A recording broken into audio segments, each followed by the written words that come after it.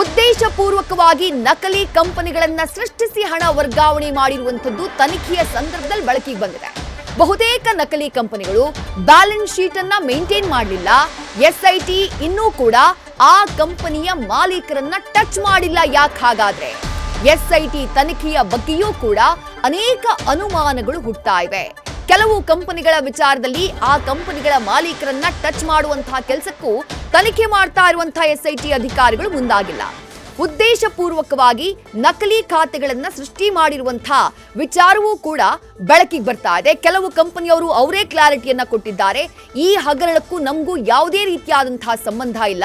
ನಮ್ಮ ಕಂಪನಿಯ ಹೆಸರಿನಲ್ಲಿ ಕ್ರಿಯೇಟ್ ಮಾಡಲಾಗಿರುವಂತಹ ಖಾತೆ ಸಂಪೂರ್ಣವಾಗಿ ಅದು ನಕಲಿ ಖಾತೆ. ಸುಮ್ಮನೆ ನಮ್ಮ ಕಂಪನಿಯ ಹೆಸರನ್ನ ಎಳೆತರಲಾಗಿದೆ.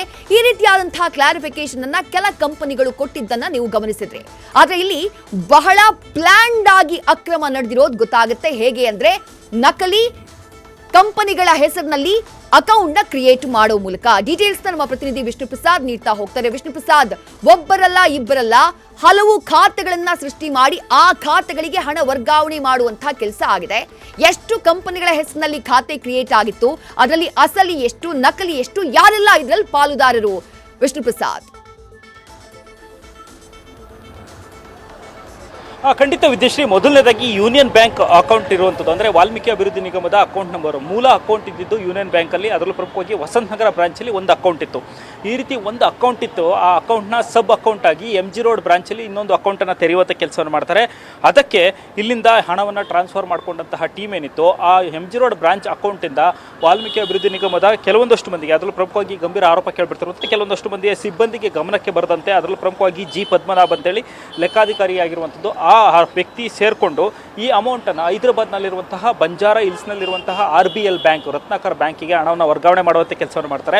ಅದಾದ ಬಳಿಕ ಈ ಹಣ ಇಲ್ಲಿಂದ ಒಟ್ಟು 18 ಅಕೌಂಟ್ಗಳಿಗೆ ವರ್ಗಾವಣೆ ಆಗಿರುವಂಥದ್ದು. ಮತ್ತು 18 ಅಕೌಂಟ್ಗಳಿಗೆ ಸಂಬಂಧಪಟ್ಟಂತೆ ವರ್ಗಾವಣೆ ಯಾಕೆ ಮಾಡಿದ್ರು ಅನ್ನೋಂಥ ಅಂಶವು ಕೂಡ ಸಾಕಷ್ಟು ವಿಚಿತ್ರ ಆಗಿರುವಂಥದ್ದು. ಅಂದರೆ ಕೆಲವೊಂದಷ್ಟು ಪ್ರಾಜೆಕ್ಟ್ ಹೆಸರಲ್ಲಿ ನಾನು ಕೆಲವೊಂದಷ್ಟು ಪ್ರಾಜೆಕ್ಟ್ ಮಾಡ್ತಾಯಿದ್ದೀವಿ ಅಂತೇಳಿ ಕಂಪ್ನಿಯ ಹೆಸರಲ್ಲಿ ತೋರಿಸಿ, ಅಂದರೆ ನಕಲಿ ಬಿಲ್ಗಳನ್ನು ಸೃಷ್ಟಿ ಮಾಡಿ ಈ ಹಣವನ್ನು ವರ್ಗಾವಣೆ ಮಾಡುವಂಥ ಕೆಲಸವನ್ನು ಮಾಡಿದ್ದಾರೆ. ಈ ಮೂಲಕ ಇಷ್ಟು ಹಣ ವರ್ಗಾವಣೆ ಆಗಿರೋದಕ್ಕೆ 18 ಅಕೌಂಟ್ಗಳನ್ನು ಸಂಬಂಧಪಟ್ಟಂತೆ ಇಲ್ಲಿ ತನಕ ದಾಖಲೆಗಳನ್ನು ಕಲೆ ಹಾಕುವಂಥ ಕೆಲಸವನ್ನು ಮಾಡಲಾಗಿದೆ. ಆದರೆ ಈಗ ಬಂದಿರುವಂತಹ ಪ್ರಮುಖ ಅಂಶ ಏನಂತಂದರೆ, ಈ SIT ಅಧಿಕಾರಿಗಳು ಇನ್ವೆಸ್ಟಿಗೇಷನ್ ನಡೆಸುವಂಥ ಸಂದರ್ಭದಲ್ಲಿ ಈಗಾಗಲೇ ಅದರಲ್ಲೂ ಪ್ರಮುಖವಾಗಿ ಯೂನಿಯನ್ ಬ್ಯಾಂಕ್ನ ಕೆಲವೊಂದಷ್ಟು ಸಿಬ್ಬಂದಿಯನ್ನು ಬಂಧಿಸುವಂಥ ಕೆಲಸವನ್ನು ಮಾಡಿದ್ದಾರೆ. ಅದರಲ್ಲೂ ವಾಲ್ಮೀಕಿ ಅಭಿವೃದ್ಧಿ ನಿಗಮದ ಅಧಿಕಾರಿಗಳನ್ನು ಕೂಡ ಬಂಧಿಸುವಂಥ ಕೆಲಸವನ್ನು ಮಾಡಿದ್ದಾರೆ. ಈಗಾಗಲೇ ಆರೋಪಿ ಕೊಟ್ಟಂಥ ಸ್ಟೇಟ್ಮೆಂಟ್ ಸಂಬಂಧಪಟ್ಟಾಗ ಕೂಡ ಇವತ್ತು ಸಿಗ್ತಿರುವ ಇನ್ಫಾರ್ಮೇಷನ್ ಅಂತಂದರೆ, ಇದರಲ್ಲಿ ಕೆಲವೊಂದಷ್ಟು ಆರೋಪಿಗಳನ್ನ ಬಂಧಿಸಿ ವಿಚಾರಣೆ ಒಳಪಡಿಸಿದಂಥ ಸಂದರ್ಭದಲ್ಲಿ ಇವರು ಸ್ವತಃ ಸಚಿವ ನಾಗೇಂದ್ರ ಅವರ ಹೆಸರನ್ನ ಹೇಳುವಂಥ ಕೆಲಸವನ್ನು ಮಾಡಿದ್ದಾರೆ. ಮತ್ತು ಅವ್ರು ಹೇಳ್ತಿರೋದೇನಂತಂದರೆ, ಅವರ ಡೈರೆಕ್ಷನ್ ಮೇರೆಗೆ ಈ ಹಣವನ್ನು ವರ್ಗಾವಣೆ ಮಾಡಿದ್ವಿ ಅನ್ನೋ ಒಂದು ಪಾಯಿಂಟನ್ನು ಕೂಡ ಉಲ್ಲೇಖ ಮಾಡಿರುವಂತಹ ಅಂಶಗಳು ಈಗ ಸದ್ಯಕ್ಕೆ ಲಭ್ಯ ಆಗ್ತಿರುವಂಥದ್ದು. ಸದ್ಯ 18 ಅಕೌಂಟ್ಗಳಿಗೆ ಸಂಬಂಧಪಟ್ಟಂತೆ ಈಗಾಗಲೇ ಯಾವೆಲ್ಲ ಕಂಪ್ನಿಗಳಿಗೆ ಹಣ ವರ್ಗಾವಣೆ ಆಗಿದೆ ಅದನ್ನು ಈಗ ನ್ಯೂಸ್ ಫಸ್ಟ್ ಚೆಕ್ ಮಾಡುವಂಥ ಕೆಲಸವನ್ನು ಮಾಡ್ತು. ನಮ್ಮ ಟೀಮಲ್ಲಿ ಪರಿಶೀಲನೆ ನಡೆಸುವಂಥ ಕೆಲಸ ಸಂದರ್ಭದಲ್ಲಿ ROCಯ ಡಾಕ್ಯುಮೆಂಟ್ಗಳನ್ನು ಕೂಡ ನಾವು ಪರಿಶೀಲನೆ ನಡೆಸುವಂಥ ಕೆಲಸವನ್ನು ಮಾಡಿದ್ವಿ. ಆ 18 ಕಂಪನಿಗಳನ್ನು ಕೂಡ ಚೆಕ್ ಮಾಡಿದಂಥ ಸಂದರ್ಭದಲ್ಲಿ ಈಗ ನಮಗೆ ಸಿಗ್ತಿರೋದೇನಂತಂದರೆ, ಬರೋಬ್ಬರಿ 11 ಕಂಪ್ನಿಗಳು ಇದರಲ್ಲಿ ನಕಲಿ. ಅಂದರೆ ಆ ಕಂಪ್ನಿಗಳು ರಿಜಿಸ್ಟ್ರೇಷನ್ ಆಗಿಲ್ಲ, ಜೊತೆಗೆ ಆ ಕಂಪ್ನಿಗಳಿಗೆ ಸಂಬಂಧಪಟ್ಟಂತೆ ROCಯಲ್ಲಿ ಯಾವುದೇ ದಾಖಲೆಗಳಿಲ್ಲ. ಇದೆಲ್ಲದೂ ಕೂಡ ಫೇಕ್ ಕಂಪ್ನಿಗಳು ಅನ್ನೋಂಥದ್ದು ಪತ್ತೆ ಆಗ್ತಿರುವಂಥದ್ದು. ಅಂದರೆ ಈ ಹಣವನ್ನು ದುರ್ಬಳಕೆ ಮಾಡುವಂತಹ ಉದ್ದೇಶದಿಂದಲೇ ನಕಲಿ ಕಂಪನಿಗಳನ್ನು ಸೃಷ್ಟಿಸಿ ಆ ಕಂಪನಿಯ ಅಕೌಂಟ್ಗಳಿಗೆ ಹಣವನ್ನು ವರ್ಗಾವಣೆ ಮಾಡಿ ಅದನ್ನು ಡ್ರಾ ಮಾಡುವಂಥ ಕೆಲಸವನ್ನು ಇಲ್ಲಿ ಆರೋಪಿಗಳು ಮಾಡಿದ್ದಾರೆ ಅನ್ನೋ ಒಂದು ಅಂಶ ಕೂಡ ಲಭ್ಯ ಆಗ್ತಿರುವಂಥದ್ದು. ಆದರೆ ಇಲ್ಲಿ ತನಕ SIT ಅಧಿಕಾರಿಗಳು ಇನ್ವೆಸ್ಟಿಗೇಷನ್ ನಡೆಸುವಂತಹ ಸಂದರ್ಭದಲ್ಲಿ ಆ ಕಂಪನಿಯ ಮಾಲೀಕರನ್ನ ಯಾಕೆ ಟಚ್ ಮಾಡಿಲ್ಲ ಅನ್ನೋಂಥ ಪ್ರಶ್ನೆ ಮೂಡ್ತಿರುವಂಥದ್ದು. ಯಾಕಂತಂದರೆ ಪ್ರಕರಣದಲ್ಲಿ ಒಂದು ಕಡೆ ಅಧಿಕಾರಿಗಳು ಹಣವನ್ನು ದುರ್ಬಳಕೆ ಮಾಡಿಕೊಂಡಂಥ ಆರೋಪ ಒಂದು ಕಡೆ ಆದರೆ, ಇನ್ನೊಂದು ಕಡೆ ಅದನ್ನು ಬ್ಯಾಂಕ್ನ ಅಧಿಕಾರಿಗಳು ಯಾವುದೇ ಮಾಹಿತಿ ನೀಡದೆ ನಕಲಿ ಸಹಿಯನ್ನು ಮಾಡಿ ನಕಲಿ ದಾಖಲೆಗಳನ್ನು ಸೃಷ್ಟಿ ಮಾಡಿಕೊಂಡು ಹಣವನ್ನು ವರ್ಗಾವಣೆ ಮಾಡಿದಂತಹ ಆರೋಪ ಇನ್ನೊಂದು ಕಡೆ ಇರುವಂಥದ್ದು. ಇದರ ಜೊತೆಗೆ ಇವರಿಗೆ ಸಾಥ್ ಕೊಟ್ಟಂತಹ ಕಂಪ್ನಿಗಳೇನಿದೆ, ಅಂದರೆ 18 ಕಂಪ್ನಿಗಳಲ್ಲಿ ಈಗ 11 ಕಂಪ್ನಿಗಳು ರಿಜಿಸ್ಟರ್ ಆಗಿಲ್ಲ, ಆದರೆ ಅಧಿಕೃತವಾಗಿ ರಿಜಿಸ್ಟರ್ ಆಗಿರುವಂತಹ 7 ಕಂಪ್ನಿಗಳಿದೆ. ಆ 7 ಕಂಪ್ನಿಗಳಲ್ಲಿ ಕೂಡ ಕೆಲವೊಂದಷ್ಟು ಕಂಪ್ನಿಗಳು ಬೆಂಗಳೂರಿನಲ್ಲಿರುವಂಥದ್ದು, ಕೆಲವೊಂದಷ್ಟು ಕಂಪನಿಗಳು ಈಗಾಗಲೇ ತಮಿಳುನಾಡಿಗೆ ಸಂಬಂಧಪಟ್ಟಂತೆ ಇರುವಂಥದ್ದು, ಮತ್ತು ಕೆಲ ಕಂಪ್ನಿಗಳು ದೆಹಲಿ ಮೂಲದ ಕಂಪ್ನಿಗಳು ಅನ್ನೋ ಮಾಹಿತಿ ಕೂಡ ಲಭ್ಯ ಆಗ್ತಿರುವಂಥದ್ದು.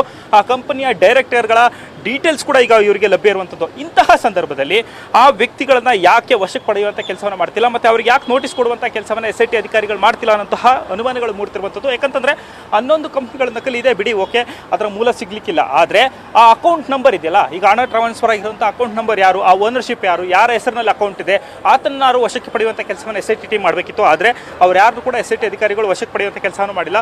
ಬದಲಾಗಿ ಇಲ್ಲಿ ಯೂನಿಯನ್ ಬ್ಯಾಂಕ್ನ ಅಧಿಕಾರಿಗಳನ್ನ ವಿಚಾರಣೆಗೆ ಒಳಪಡುವಂಥ ಕೆಲಸವನ್ನು ಮಾಡ್ತಾರೆ. ಮತ್ತು ಅವರ ಹಣ ವರ್ಗಾವಣೆ ಮಾಡಿದಂತಹ ವ್ಯಕ್ತಿಗಳಿರ್ಬೋದು, ಮತ್ತು ಅಧಿಕಾರಿಗಳೇನಿದೆ ಏನಿದೆ ಅದರಲ್ಲೂ ಪ್ರಮುಖವಾಗಿ ಇಬ್ಬರು ಮಹಿಳಾ ಮ್ಯಾನೇಜರ್ಗಳನ್ನು ಕೂಡ ಈಗ ವಶಕ್ಕೆ ಪಡೆಯುವಂತಹ ಕೆಲಸವನ್ನು SIT ಅಧಿಕಾರಿಗಳು ಮಾಡಿದ್ದಾರೆ. ಅವ್ರನ್ನ ಈಗಾಗಲೇ ಕಸ್ಟಡಿಗೆ ಪಡೆದುಕೊಂಡು 11 ದಿನಗಳ ಕಾಲ ಕಸ್ಟಡಿಗೆ ಪಡೆದು ವಿಚಾರಣೆಯನ್ನು ಕಂಟಿನ್ಯೂಷನ್ ಮಾಡ್ತಿದ್ದಾರೆ. ಇದರ ಜೊತೆಗೆ ಅಲ್ಲಿ ವಾಲ್ಮೀಕಿ ಅಭಿವೃದ್ಧಿ ನಿಗಮದ ಅಧಿಕಾರಿಗಳಾಗಿರುವಂತಹ ಪದ್ಮನಾಭ ಅವರು ಇರ್ಬೋದು, ಪರಶುರಾಮ್ ಇರ್ಬೋದು, ಇವ್ರನ್ನು ಕೂಡ ಈಗ ಬಂಧಿಸಿ ಅವ್ರನ್ನ ಕೂಡ ಕಸ್ಟಡಿಗೆ ಪಡೆಯುವಂಥ ಕೆಲಸವನ್ನು SIT ಟೀಮ್ ಮಾಡಿದೆ. ಇದರ ನಡುವೆ ಇವತ್ತು ಸಿಗ್ತಿರೋ ಇನ್ಫಾರ್ಮೇಷನ್ ಅಂತಂದರೆ ಆ ಅಧಿಕಾರಿಗಳು ಕೆಲವೊಂದಷ್ಟು ಮಂದಿಯ ಹೆಸರುಗಳನ್ನು ಉಲ್ಲೇಖ ಮಾಡುವಂಥ ಕೆಲಸವನ್ನು ಮಾಡಿದ್ದಾರೆ. ಅದರಲ್ಲಿ ಪ್ರಮುಖವಾಗಿ ಕೆಲ ರಾಜಕಾರಣಿಗಳ ಹೆಸರುಗಳು ಕೂಡ ಉಲ್ಲೇಖ ಆಗಿರುವಂಥದ್ದು. ಪ್ರಕರಣ ಮುಂದಿನ ದಿನಗಳಲ್ಲಿ ಬೇರೆ ಆಯಾಮ ಪಡೆದುಕೊಳ್ಳುವಂಥ ಸಾಧ್ಯತೆ ಇದೆ.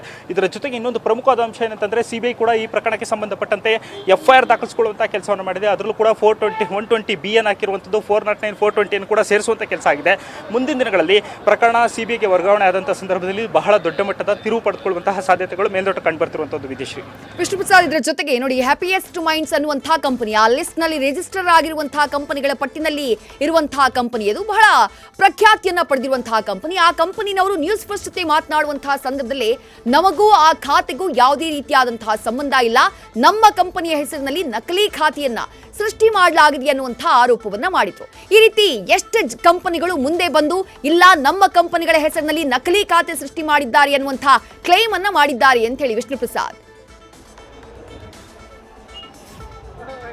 ಖಂಡಿತ ವಿದೇಶಿ, ಯಾಕಂತಂದರೆ ಈಗ ಸಿಕ್ಕಿರುವಂತಹ ಕಂಪ್ನಿಗಳಲ್ಲಿ ನೋಡ್ತಾ ಹೋದಂಥ ಸಂದರ್ಭದಲ್ಲಿ ಒಂದು ಹ್ಯಾಪಿಯೆಸ್ಟ್ ಮೈಂಡ್ಸ್ ಇರ್ಬೋದು, ಜೊತೆಗೆ zillion training and consult service ಅಂತ ಏನಿದೆ ಈ ಕಂಪ್ನಿ ಕೂಡ ನಕಲಿ ಅಂತ ಆಗಿರುವಂಥ, ಮತ್ತು ಹ್ಯಾಪಿಯೆಸ್ಟ್ ಮೈಂಡ್ಸ್ ಟೆಕ್ನಾಲಜೀಸ್ ಜೊತೆಗೆ YM ಎಂಟರ್ಪ್ರೈಸಸ್ ಏನಿದೆ ಈ ಕಂಪನಿ ಏನಿದೆ ಇದು ಕೂಡ ಅಧಿಕೃತವಾಗಿರುವಂತಹ ಕಂಪನಿ, ಮತ್ತು ಜೊತೆಗೆ ಇದು ದೆಹಲಿಯಲ್ಲಿರುವಂತಹ ಕಂಪ್ನಿ ಕೂಡ ಆಗಿರುವಂಥದ್ದು. ಈ ಎರಡು ಕಂಪ್ನಿಗಳಿಗೆ ಸಂಬಂಧಪಟ್ಟಂಗೆ ನೋಡೋದಾದರೆ ಆ ಕಂಪ್ನಿಗೂ ಈ ವ್ಯವಹಾರಕ್ಕೂ ಸಂಬಂಧನೇ ಇಲ್ಲ. ಅಂದರೆ ಈ ಆರೋಪಿಗಳು ಈ ಹಣವನ್ನು ವರ್ಗಾವಣೆ ಮಾಡುವಂಥ ಸಂದರ್ಭದಲ್ಲಿ ಅದರಲ್ಲೂ ಪ್ರಮುಖವಾಗಿ ಬೆಂಗಳೂರಿನ ಯೂನಿಯನ್ ಬ್ಯಾಂಕ್ MG ರೋಡ್ ಬ್ರಾಂಚಿಂದ ಈ ಹಣವನ್ನು ವರ್ಗಾವಣೆ ಮಾಡ್ಕೊಳ್ಳುವಂಥ ಸಂದರ್ಭದಲ್ಲಿ ಏನು RBL ಬ್ಯಾಂಕಿಗೆ ಹಣ ವರ್ಗಾವಣೆ ಆಗುತ್ತೆ ಈ ವೇಳೆಗಾಗಲೇ ಅಷ್ಟು ಪ್ಲಾನ್ಗಳನ್ನು ಮಾಡುವಂಥ ಕೆಲಸವನ್ನು ಮಾಡಿದ್ದಾರೆ.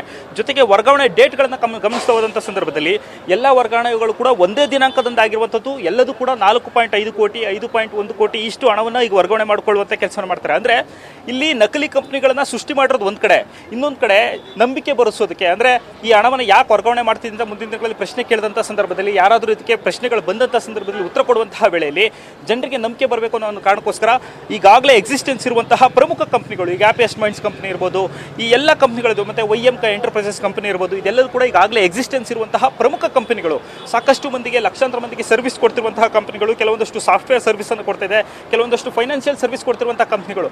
ಇಂಥ ಕಂಪನಿಗಳ ಹೆಸರಿನಲ್ಲಿ ನಕಲಿ ಅಕೌಂಟನ್ನು ಓಪನ್ ಮಾಡಿಕೊಂಡು ಆ ನಕಲಿ ಅಕೌಂಟ್ಗೆ ಹಣವನ್ನು ವರ್ಗಾವಣೆ ಮಾಡಿ ಅದನ್ನು ವಿತ್ಡ್ರಾ ಮಾಡ್ಕೊಳ್ಳುವಂಥ ಕೆಲಸವನ್ನು ಆರೋಪಿಗಳ ಟೀಮ್ ಮಾಡಿರುವಂಥದ್ದು. ಇದು ಮೇಲ್ನೋಟಕ್ಕೆ ನೋಡ್ತಾ ಹೋದಂಥ ಸಂದರ್ಭದಲ್ಲಿ ಸಂಪೂರ್ಣವಾಗಿ ಪ್ರೀ ಪ್ಲಾನ್ಡ್ ಆಗಿರುವಂಥದ್ದು. ಈ ಹಣವನ್ನು ದುರುಪಯೋಗ ಮಾಡ್ಕೊಳ್ಳೋದಕ್ಕೋಸ್ಕರನೇ ಪ್ರೀ ಪ್ಲಾನ್ ಮಾಡಿ ನಕಲಿ ಕಂಪ್ನಿಗಳನ್ನು ಸೃಷ್ಟಿಸಿ ಹಣ ವರ್ಗಾವಣೆ ಮಾಡಿಕೊಂಡು ಅದನ್ನು ದುರ್ಬಳಕೆ ಮಾಡಿಕೊಂಡಿರುವಂತಹ ಅಂಶಗಳಿಗೆ ಪತ್ತೆ ಆಗ್ತಿರುವಂಥದ್ದು. ಈ ಆಧಾರದಾಗ ನೋಡ್ತಾ ಹೋದಂಥ ಸಂದರ್ಭದಲ್ಲಿ ಪ್ರಮುಖ ಆರೋಪಿಗಳಾಗಿ ಕಂಡು ಬರ್ತಿರುವಂಥದ್ದು ಇಲ್ಲಿ ಯೂನಿಯನ್ ಬ್ಯಾಂಕ್ ಎಂಪ್ಲಾಯ್ಸ್. ಯಾಕಂತಂದರೆ ಒಂದು ಕಡೆ ಯಾವುದೇ ಒಂದು ಹಣ ಟ್ರಾನ್ಸ್ಫರ್ ಮಾಡುವಂಥ ಸಂದರ್ಭದಲ್ಲಿ ಹಣವನ್ನು ಫಂಡಿಂಗ್ ಕೊಡ್ತಿರುವಂಥ ಸಂದರ್ಭದಲ್ಲಿ ಆ ಕಂಪ್ನಿಗೆ ಸಂಬಂಧಪಟ್ಟಂತಹ ಮೂಲ MD ಅವರ ಸಹಿ ಬೇಕಾಗುತ್ತೆ. ಆ MD ಅವರ ಸಹಿ ಇಲ್ಲದೆ ಹೆಂಗೆ ಹಣ ಟ್ರಾನ್ಸ್ಫರ್ ಆಯಿತು ಅನ್ನೋದು ಪ್ರಮುಖ ಆಗುತ್ತೆ. ಎರಡನೇದಾಗಿ ದಾಖಲೆಗಳನ್ನು ಸಬ್ಮಿಟ್ ಮಾಡುವಂಥ ಸಂದರ್ಭದಲ್ಲೂ ಕೂಡ ಪೂರ್ಣ ಪ್ರಮಾಣದ ದಾಖಲೆಗಳು, ಅವ್ರ ಪ್ಯಾನ್ ಕಾರ್ಡ್ ಇರ್ಬೋದು, ಆಧಾರ್ ಇರ್ಬೋದು, ಎಲ್ಲ ಡೀಟೇಲ್ನ ಪಡೆದುಕೊಂಡು ಆ ಕಂಪ್ನಿ ಅಕೌಂಟಿಗೆ ಹಣ ಟ್ರಾನ್ಸ್ಫರ್ ಮಾಡಬೇಕಾಗುತ್ತೆ. ಇಲ್ಲಿ ಏಕಾಏಕಿ ಇಬ್ಬರು ಮಹಿಳಾ ಮ್ಯಾನೇಜರ್ಗಳು ಈ ರೀತಿ ಹಣ ಟ್ರಾನ್ಸ್ಫರ್ ಮಾಡ್ತಿರುವಂಥದ್ದು ಮೇಲ್ನೋಟಕ್ಕೆ ನೋಡಿದಂಥ ಸಂದರ್ಭದಲ್ಲಿ ಇಲ್ಲಿ ಯೂನಿಯನ್ ಬ್ಯಾಂಕ್ ಅಧಿಕಾರಿಗಳ ತಪ್ಪು ಮೇಲ್ನೋಟಕ್ಕೆ ಬಹಳ ದೊಡ್ಡದಾಗಿ ಕಂಡು ಬರ್ತಿರುವಂಥದ್ದು. ಜೊತೆಗೆ ಇವರಿಗೆ ಸಾಥ್ ಕೊಟ್ಟಂತಹ ವಾಲ್ಮೀಕಿ ಅಭಿವೃದ್ಧಿ ನಿಗಮದ ಅಧಿಕಾರಿಗಳಿದ್ದಾರೆ, ಇವರೆಲ್ಲರೂ ಸೇರಿ ಮಾಡುವಂತಹ ಪ್ಲಾನ್ ಅನ್ನೋಂಥದ್ದು ಮೇಲ್ನೋಟಕ್ಕೆ ಸ್ಪಷ್ಟವಾಗಿ ಕಾಣುತ್ತೆ. ಇನ್ನು ಈ ನಕಲಿ ಅಕೌಂಟ್ಗಳನ್ನು ಓಪನ್ ಮಾಡುವಂತಹ ವಿಚಾರಕ್ಕೆ ಸಂಬಂಧಪಟ್ಟಂತೆ ನೋಡೋದಾದ್ರೆ ಈಗಾಗಲೇ ಅಕೌಂಟ್ಗಳನ್ನು ಹಣ ಟ್ರಾನ್ಸ್ಫರ್ ಆಗಿರುವಂತೆಯಲ್ಲಿ ಅದರ ಮಾಲೀಕರು ಈಸಿಯಾಗಿ ಗೊತ್ತಾಗುತ್ತೆ. ಆದರೆ ಅವ್ರನ್ನೆಲ್ಲರೂ ಕೂಡ SIT ವಶಕ್ಕೆ ಪಡೆದು ವಿಚಾರಣೆ ನಡೆಸಬೇಕಾಗುತ್ತೆ. ಆಗ ಮಾತ್ರ ಪ್ರಕರಣದ ಮೂಲಕ್ಕೆ ಹೋಗೋದಕ್ಕೆ ಸಾಧ್ಯ, ಮತ್ತು ಇದರ ಹಿಂದೆ ಯಾರಿದ್ದಾರೆ ಅನ್ನೋಂಥದ್ದು ಕಂಡು ಬರೋ ಸಾಧ್ಯತೆ ಇರುವಂಥದ್ದು. ವಿದೇಶಿ ನಿಜ ವಿಷ್ಣು ಪ್ರಸಾದ್, ನೀವು ಹೇಳಿದ ಹಾಗೆ ನೋಡಿ, ಹಣವನ್ನ ಹೊಡೆಯೋದಕ್ಕೆ ಎಷ್ಟು ಸ್ಟ್ರಾಟಜಿಕ್ ಆಗಿ ರಣತಂತ್ರವನ್ನ ರೂಪಿಸಿದ್ದಾರೆ ಅಂತ ಹೇಳಿ, ಎಂಥ ಖತರ್ನಾಕ್ ಪ್ಲಾನ್ ಮಾಡಿದ್ದಾರೆ ಅಂತ ಹೇಳಿ. ವಾಲ್ಮೀಕಿ ನಿಗಮದ ಅಭಿವೃದ್ಧಿಗಾಗಿ, ಆ ಸಮುದಾಯದ ಅಭಿವೃದ್ಧಿಗಾಗಿ ಹೋಗಬೇಕಾಗಿದ್ದಂತಹ ಹಣ, ಆ ಹಣವನ್ನ ಹೊಡೆಯೋದಕ್ಕೆ ಅಂತ ಹೇಳಿ ನಕಲಿ ಖಾತೆಗಳನ್ನ ಸೃಷ್ಟಿ ಮಾಡ್ತಾರೆ. ಒಬ್ಬಿಬ್ಬರಿಂದ ಇದು ಸಾಧ್ಯ ಇಲ್ಲ ಈ ಅಕ್ರಮ ನಡೆಯೋದಕ್ಕೆ. ಬಹಳ ದೊಡ್ಡ ಮಟ್ಟದಲ್ಲಿ ಒಂದು ಜಾಲ ಅಥವಾ ಆರೋಪಿಗಳ ಒಂದು ದೊಡ್ಡ ಗುಂಪು ಈ ಅಕ್ರಮದಲ್ಲಿ ಭಾಗಿಯಾಗಿರೋದು. ದೊಡ್ಡವರು ಈಗೇನು ಕೆಲವರ ಹೆಸರೆಲ್ಲ ಕೇಳಿ ಬರ್ತಾ ಇದೆ, ಅದಕ್ಕಿಂತಲೂ ದೊಡ್ಡ ಮಟ್ಟದಲ್ಲಿ ದೊಡ್ಡವರ ಕೈವಾಡ ಈ ಪ್ರಕರಣದಲ್ಲಿ ಇರುವಂತ ಅನುಮಾನ ವ್ಯಕ್ತವಾಗ್ತಾ ಇದೆ. ವಿಷ್ಣು ಪ್ರಸಾದ್, ಪ್ರಕರಣದ ಆಳ ಅಗಲ ನೋಡುವಂತಹ ಸಂದರ್ಭದಲ್ಲಿ